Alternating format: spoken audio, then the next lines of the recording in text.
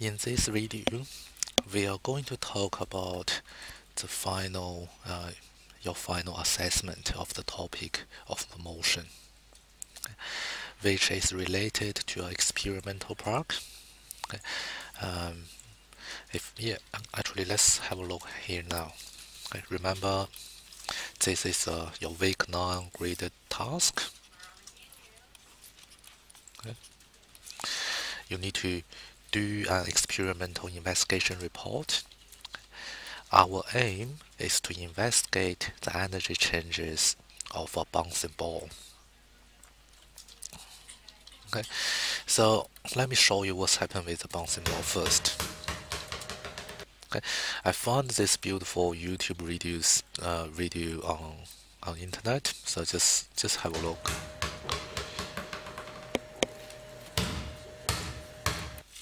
So as the ball bounces, okay, every t- well every time it bounces, it loses energy. Okay. As a result, it cannot bounce back to its original height. So it's, if you can see that, that's what's happened. Yep, this is what we're going to investigate. Okay. Now, okay. Basically, you need to do the experiment at home, okay, and record all the values. Okay. But before I introduce you how to uh, do the experiment, let's go through the theory first. Okay.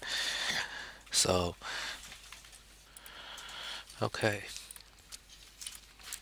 say if I have a okay, say if I have a ball there. Okay, now you can use tennis balls, basketballs, or table tennis balls. It doesn't really matter. Okay, so let's say assume, okay, if I drop this ball from a meter high, okay, when I release it, the ball will become faster and faster, faster and faster, impact with the ground, and bounces up. Okay. So the idea is, as the ball actually drops down, okay, it loses potential energy and gains kinetic energy. Okay. Once it reaches the ground, okay, just before the impact on the ground, okay, the ball has basically maximum velocity. Okay. Then with the impact, some energy is lost. As he bounces back up, okay, his kinetic energy is converted to potential energy. However, because of the energy loss, it cannot bounce back to a meter high anymore. It may bounce up to, say, 0.75 meters high. Okay. Yeah, this is what we're going to investigate. Investigate. Okay. There are plenty different ways of doing this investigation. But the way I recommend you guys to do is to focus on the word energy change. Okay. How did the energy change? Okay. So let's assume initially I have the ball standing at rest at a height of 1 meter. Okay. Somewhere there. Okay. So at 1 meter, okay, the energy in the ball at 1 meter will be basically the potential energy.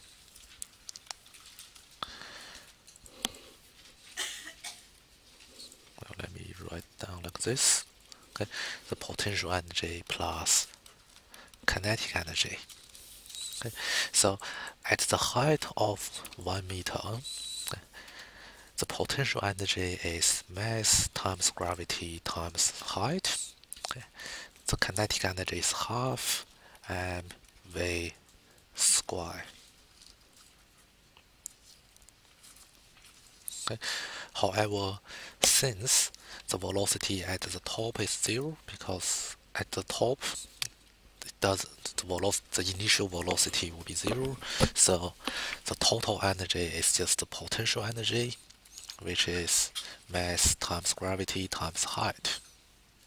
Say now, as the ball dropped halfway down to 0.5 meters, okay, then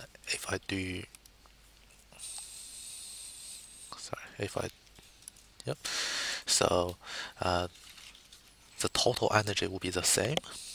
Okay, it will be the potential energy plus the kinetic energy, okay, which is mgh plus half mv squared. Okay. Now, since this time the ball has the height is reduced and the ball is traveling at a velocity, so this is basically the equation here. Okay, now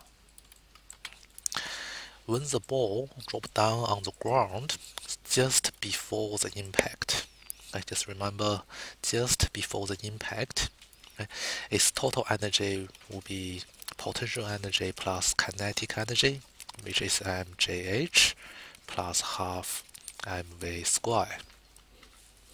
Okay, so what I can say here is, okay, just before the ball touching the impact with the ground, the potential energy will be 0 because the height is 0. Okay, so mgh will be 0, and the total energy will be the kinetic energy only, which is half mv squared. Okay, and all those energies, they are all those. Okay, the value of the total energy will be the same.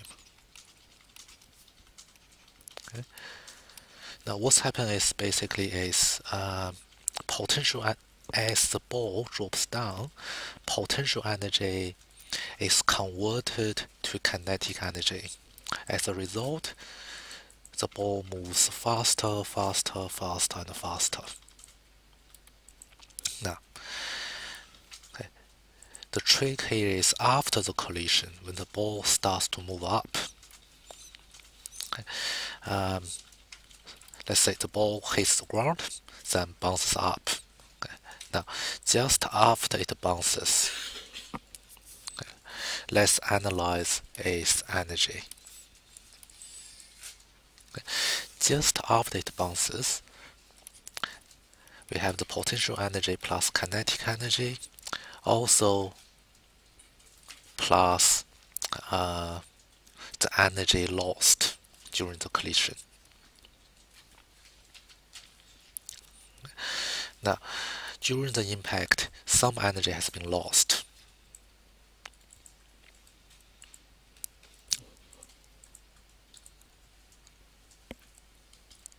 Okay, so, let's forget about the energy lost first.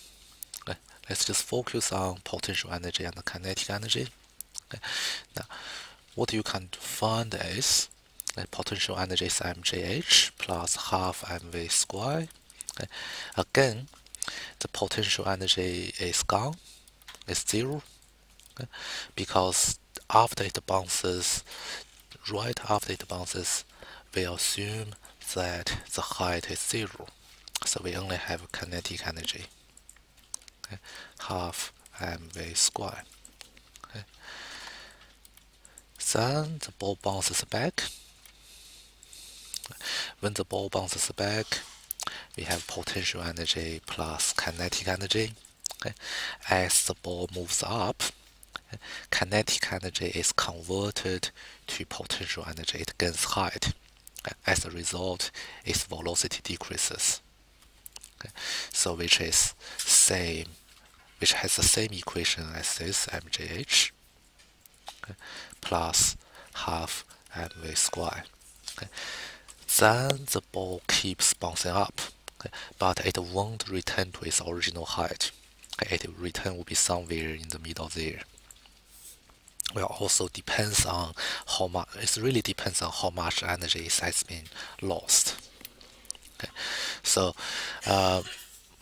at the top, well, at the highest point that the ball can bounce us up to, okay, the total energy will be again the potential energy plus kinetic energy.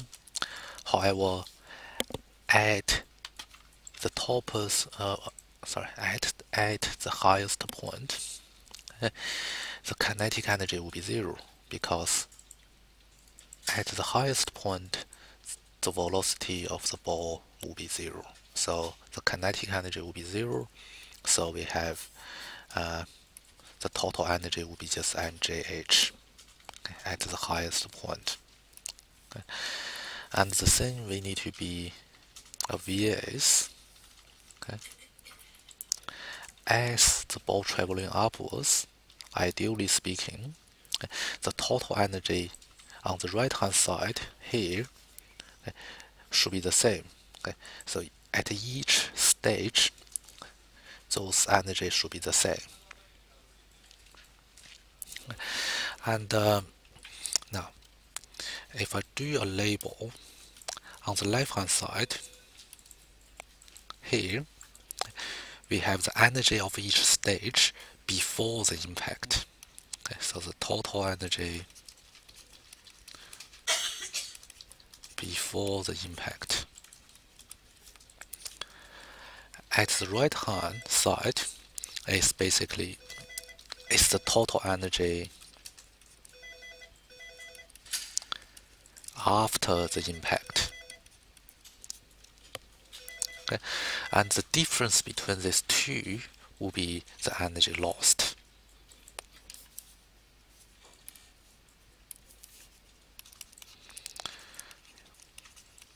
The energy lost must be the total energy before